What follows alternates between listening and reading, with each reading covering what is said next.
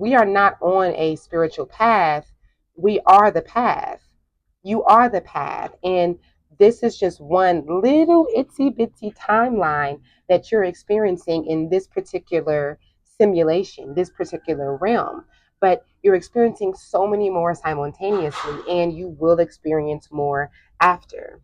Furthermore, understand that circumstances don't matter. When you understand that you're in a simulation and that it does matter what you do here, because that dictates the next experiences and what you, as far as your consciousness and the trauma that you bring forth and everything like that. So it's not to say, I mean, to say you only live once is to say, okay, do whatever, let go of your morals, yada yada yada. But when you hear me say this place isn't real or this is a simulation, I'm not saying just do whatever and have no morals. Absolutely not. And this is a message that I've been getting since I was so young.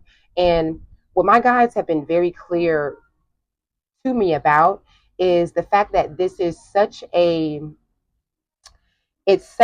simulation that you want to take it so serious that you take it light. Okay, I don't even know if that will make sense to you guys. But this is such a simulation that you want to take it so serious that you take it light. Seriously, take it light. There's levels to this. And a lot of y'all talk about like not wanting to come back to earth and, oh, yes, I only want this to be my only experience. Da, da, da. And that's because that's really how you feel, that's your higher inner self. But I was thinking these thoughts when I was 4 years old. I was 4 and 5 years old with my guides speaking to me and me answering back saying, yeah, but give me the instructions to not come back. Yeah, but tell me, how do I stop coming here though? I mean, literally astonished. Like I was amazed that I was in my body. Like I couldn't believe that I was like, I was back in flesh, and I'm 5 years old having this experience. So when I say that, I kind of know a thing or two about the phenomenon and the understanding and the thought, or even the fear of having to come back here again. And and I understand what it takes to, I don't want to say what it takes to not have to come back, because that should not be your goal. And hopefully you get to the point where that's not your goal. You understand that it's much broader and deeper than that, to assist you in acceptance and in understanding, and to know that this is such a serious thing that it should be taken lightly, seriously, seriously taken lightly. And I mean it in the sense that my growth, I might play a lot. For those of you who know me, I am goofy. I am a comedian in my own right, and I'm just daylight. Okay, I'm just myself.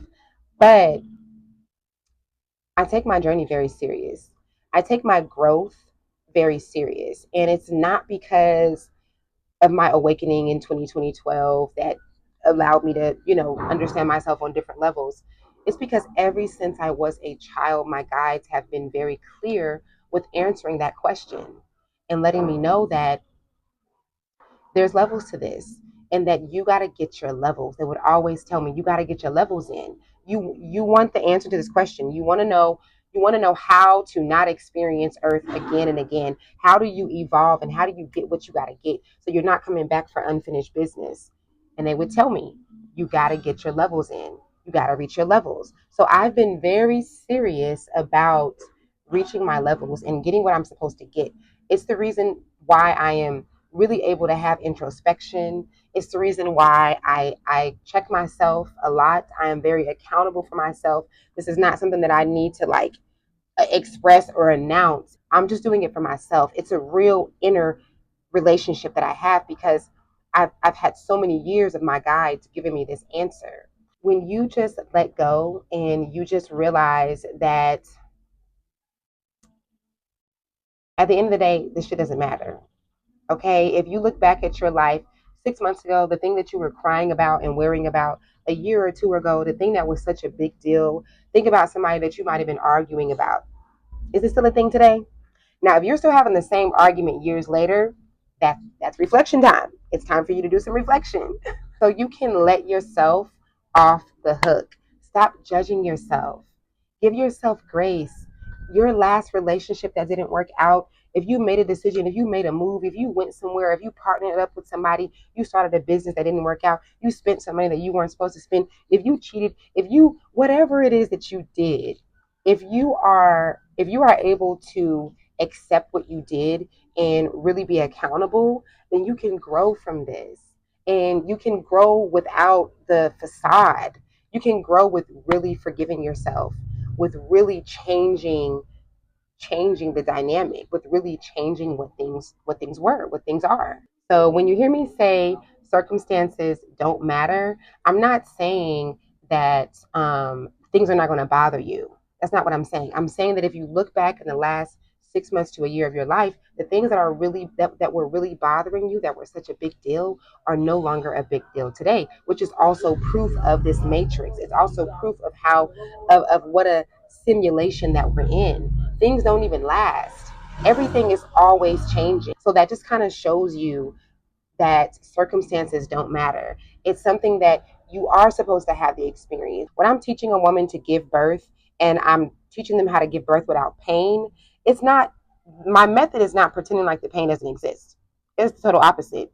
We're embracing the pain. We're inviting the pain. Yes, I use the word pain. I'm not using the words like, sometimes I use the word surge, but I'm not avoiding the word contraction because I'm afraid of bringing up the thoughts and feelings of contractions. We are delving right into it. That is how I am tackling the pain with them. So there's a lot of fake positivity done in the same way where it's like, okay, I'm going through something, but I want to be positive. So I'm not going to have those feelings. No, have those feelings, baby. You're in a feeling world.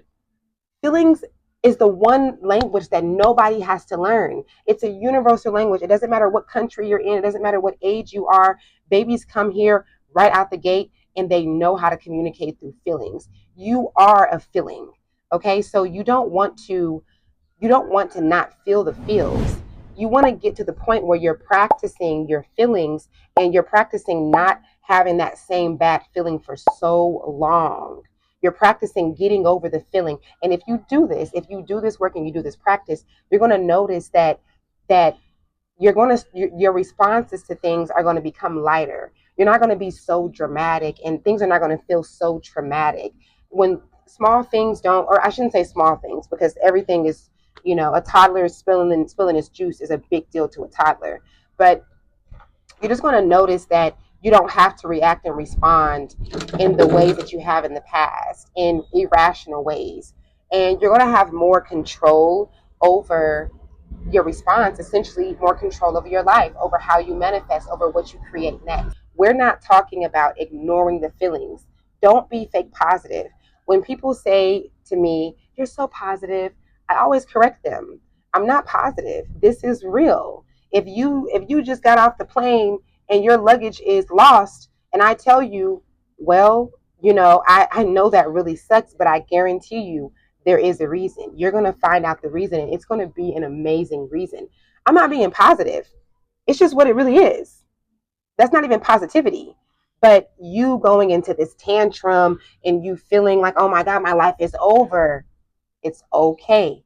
You can have those feelings, but you need to get to the point where those feelings are not happening that long. It's happening shorter and shorter and shorter. And when you consciously do this, you're going to notice that things are not that bad. Things are not that hard. You're going to literally see that your life becomes easier. You're going to literally see how much things flow and how easier doors open up for you because your response and your reaction isn't being a reflection of the fear that you're feeling within yourself, of the anguish because or the anxiousness because you're not able to control the situation, or because a surprise happened, or because this person said that they were going to do something and they didn't, and so it didn't go how you envisioned, and so now you're responding in this way, and you're just going to realize that you don't have to do that.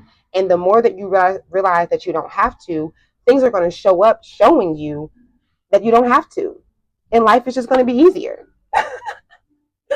I don't even know if this is making sense, but I hope that it did. I really appreciate you guys. Thank you so much for tuning in and allowing me to share what my guides want me to let out. If you want a session with me, you can go to my website, earthisschool.com. I am an intuitive coach. I use my guides to help facilitate people's lives And I also do my sessions where if you want to split time and experience yourself in another reality, changing and quantum creating your life, I have that. And then I also can take you into forgotten memories and into a past life where you can speak to your loved ones that are no longer here and get the answers that you need. So, without further ado, I appreciate you guys. I love you guys. Hit the thumbs up button. Share. Please share this video if you enjoyed it and you think that someone else will. And until next time, thank you for rolling with me. Peace out.